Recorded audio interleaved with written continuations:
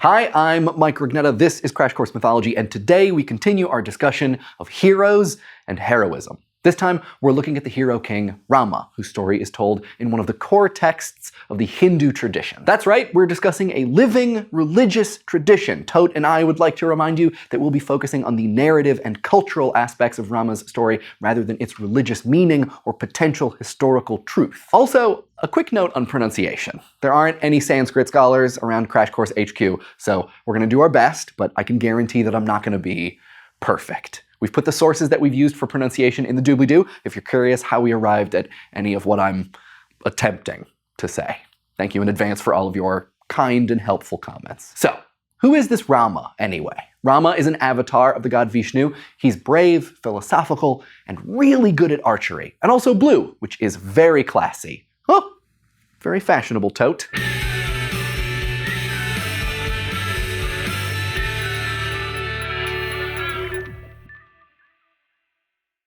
The story of the hero king Rama comes from an epic poem known as the Ramayana. Like many other stories of antiquity, this one started as an oral tradition and was only written down later, so there are a number of different versions.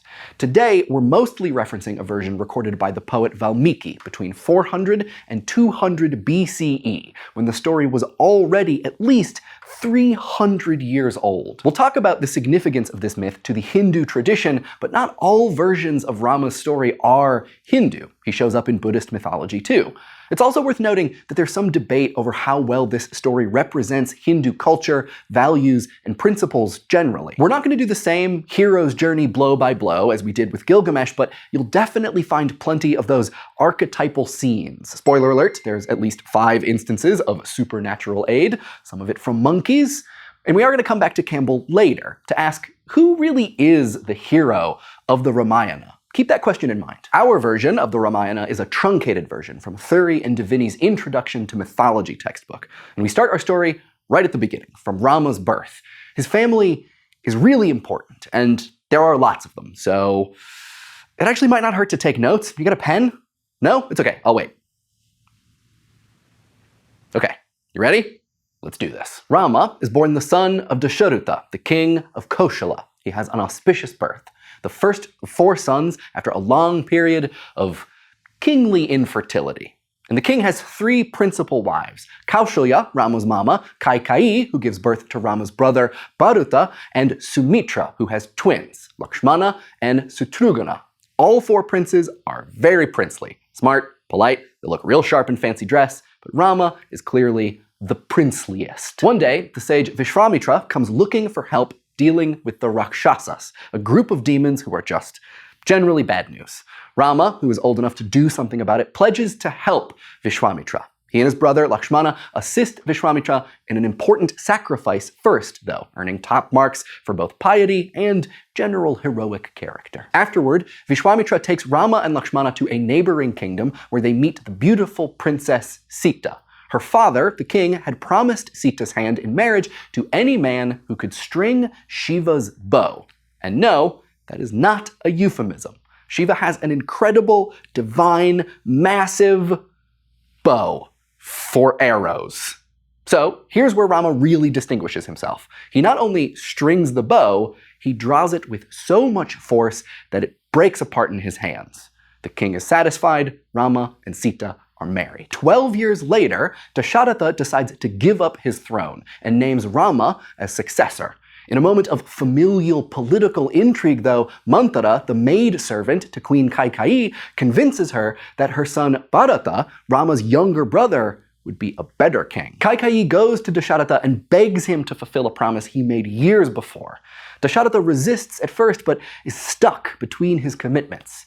He makes Bharata king and banishes Rama to the forest for 14 years. Rama, Sita, and Lakshmana, the loyal brother, head out together in exile. The trio go to the Dandaka forest, where over the next 10 years they adventure like whoa. They defeat a demon named Virada, they visit a hermitage, they receive a magical bow and quiver with infinite arrows from the sage Agastya Rama, they even make friends with a celestial eagle named Jatayu, who promises to watch over Sita whenever the 2 brothers go out hunting. Sadly, the peace doesn't last. The Rakshasas learn of Rama's exile in the Dandaka and send a 14,000-strong army after him. Rama, armed with his magic bow, defeats them all. And in the face of such an upset, the demon Ravana, who has 10 heads, resolves to get back at Rama. The weakness he can exploit? Sita. Ravana orders the demon Maricha to change into a beautiful golden deer and prance through the forest. When Sita sees it, she's entranced. So Rama and Lakshmana go out to catch it. With Sita alone, Ravana shows up disguised as a hermit. He proposes marriage to Sita, who refuses. Dodoy. Ravana then reveals his true form and swipes her, carrying her off in his flying chariot. All Sita can do as she struggles is drop bits of her jewelry to a group of monkeys in the trees below, hoping that Rama will figure out what has happened. Back in the forest, Rama kills the golden deer and returns to find Sita gone. He and Lakshmana discover the wounded Jatayu, who relates the whole story before expiring. Swearing to rescue Sita, the two travel to seek out Ravana's lair. Their search brings them to the Monkey Kingdom, where they meet Sugriv, the Monkey King. At first, Sugriv mistrusts the two humans, but after reassurance from his chief counselor Hanuman, he decides to give them a chance.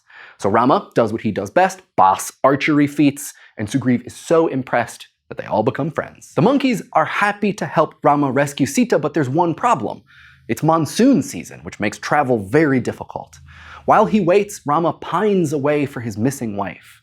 Finally, as the rains abate, Hanuman talks to Jatayu's brother, the vulture Sampati, and learns that Sita is being held in Lanka, far across the sea, guarded by a group of titans.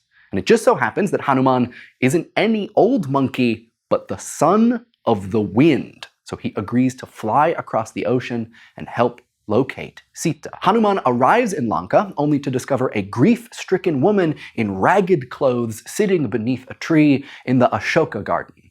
It's Sita. He watches as Ravana enters the garden and tries to convince her to marry him.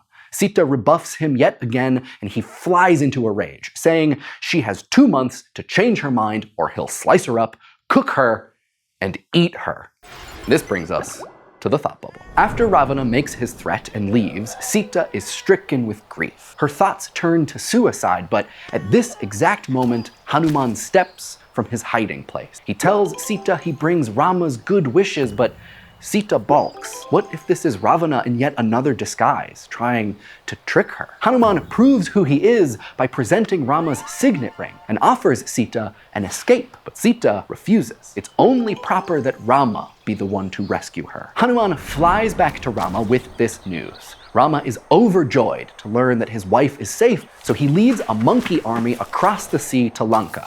They battle Ravana's forces for several days. The struggle is dire. In the end, it all comes down to Rama's awesome archery expertise. He finally slays Ravana, ending the skirmish. Sounds like a happy ending, right? Well, not exactly. When Rama sees Sita, he says, "I have defeated my enemy and avenged the insult to me. This campaign was not undertaken wholly for your sake. It was to uphold the honor of my illustrious family. Your very sight is now painful to me. No man of honor can take back a beautiful woman who lived for a year in the house of a titan." But Sita is undaunted. To prove her faithfulness to Rama during her captivity, she says she will undergo a fire ordeal. She has Lakshmana raise a pyre and enters the flames.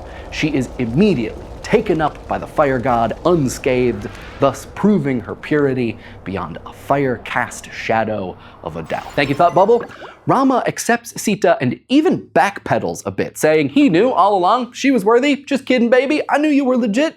Dasharatha even appears from heaven and asks Sita to forgive Rama because he only questioned her to preserve dharma, which has to do with the duties and responsibilities of each individual within the cosmic pattern. More on that in a minute. Rama, in turn, begs Dasharatha to forgive Kaikeyi and Bharata.